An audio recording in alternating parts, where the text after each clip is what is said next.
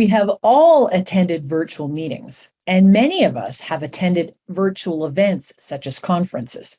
However, just like our in-person events, not all virtual events are created equally. This week, our top 10 list is all about what we need to do to ensure that our virtual events are successful and memorable. And our first tip comes from Lydia Mowat from Calgary, Alberta. Lydia says the secret to a good online event is behind the scenes. She is the moderator at their event and ensures that everything is running smoothly so the speaker doesn't have to think about anything other than their presentation. Lydia says that she manages the chat. She gives instructions for people on how to change their screen name if it doesn't identify them, gives them instructions for any breakout rooms if required, allows people into the room, handles any technical challenges that participants are having, and will interrupt the speaker if a pressing question is in the chat. Lydia says that this way, her speaker can completely focus on what they need to do and not try to be speaker and moderator. A focused speaker makes for a much better virtual event for sure. Now, for all you meeting planners out and organizational geeks out there like me, Julie Perrine from Indianapolis, Indiana, has a mandatory tip for a good virtual event. You must create and use a run of show document for every event, no exceptions. Who does what and exactly when it's happening, who's on camera and who's off camera, who are the hosts and co-hosts, and what each person does throughout the event. It is like a travel itinerary only for a virtual event, capturing all of the moving parts. I can tell you that when I speak at virtual and in-person events, there is a big difference between those events that have this detailed run of show and those that don't. Our third tip is from Jane Lowell from Ottawa, Ontario. Jane says that the speakers you hire need to invest in a good quality backdrop or a proper green screen and lighting for their presentations. When speakers and hosts use the virtual screen option, they fade in and out of the picture, making your event look horribly unprofessional.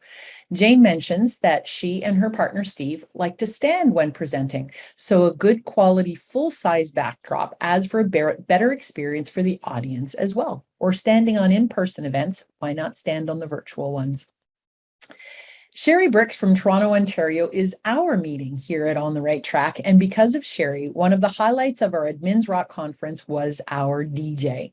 Our DJ, Michael, has been a huge hit at our events. Sometimes he is live and he can take requests, and sometimes he is recorded. The music brings the energy very high before you even start, just like at in-person events, keeps it high in the breaks, and is always a great chat box starter. We had participants signing on a half an hour early just for the music at our event. We received fabulous feedback from our music and plan to continue it moving forward. Number 5 is from Linda from Elmira, Ontario. Linda's tip, which can't be emphasized enough, is to practice. Just because your presenters and speakers have virtual experience does not mean that you shouldn't practice with them. All platforms are changing things daily, and it is important to know that your presenters and speakers can do what they need to do before the live event. Barrett Shaw from Henderson, Nevada says that for virtual events to excel, we need to provide time and opportunity for people to connect, whether it's a few minutes up front or during a break. Encourage people to turn on their camera, even if it's only part of the time. It's too easy to disengage when you're looking at a bunch of empty boxes. And let's be honest, when we're at our in-person events, it is often the networking that is the highlight for us. Don't lose out on this important aspect to your virtual events. Number 7 is from Cheryl Quinn from Moline, Illinois. Cheryl explains how important it is to clearly explain the guidelines at the beginning of your event, such as raising hands if they have questions or using the chat or holding questions to the end. When people don't know what they should be doing, they disengage because no one wants to look or feel stupid. Tell them how to interact during the presentation. Tell them the rules of the platform so they aren't being taken by surprise. Make your audience feel comfortable with the technology, and don't assume that everyone has a lot of experience with virtual events just because you do. Kalinda Dubois from Ottawa, Ontario, and Glennis Devine from Montreal, Quebec both share the importance of interaction in your events. Kalinda recommends using Mentimeter to keep the audience engaged, and Glynis likes using all the polls, the word clouds, the ranking, and Twitter-style walls in Google Jamboard. Now, I use custom interactions such as Wheel of Fortune, Jeopardy, and Kahoot for real-time quizzes for interaction. It doesn't matter what you do, as long as you aren't asking your audience to passively sit and listen. This is not an audiobook, so virtual events will be far more effective if you have full audience involvement, just like the in-person kind. Number 9 comes from Samantha May from San Diego, California. Samantha recommends that you deliver your event live. Have your speakers, presenters, hosts, and introducers be in the moment and deliver live. There's a huge difference in how the audience receives and reacts to it.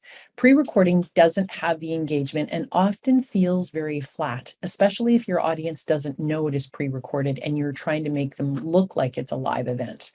While you may need backup recordings in case of technical issues, your virtual event will be far more successful from the audience perspective if it can be live.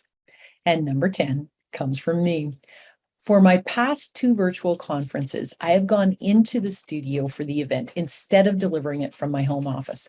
IAAP also did this in July for their event, and it was a huge hit.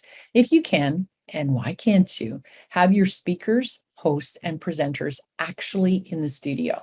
The video quality is far better, the lighting and backdrops are far superior, and the banter between the speakers and hosts is much better because they have mutual energy.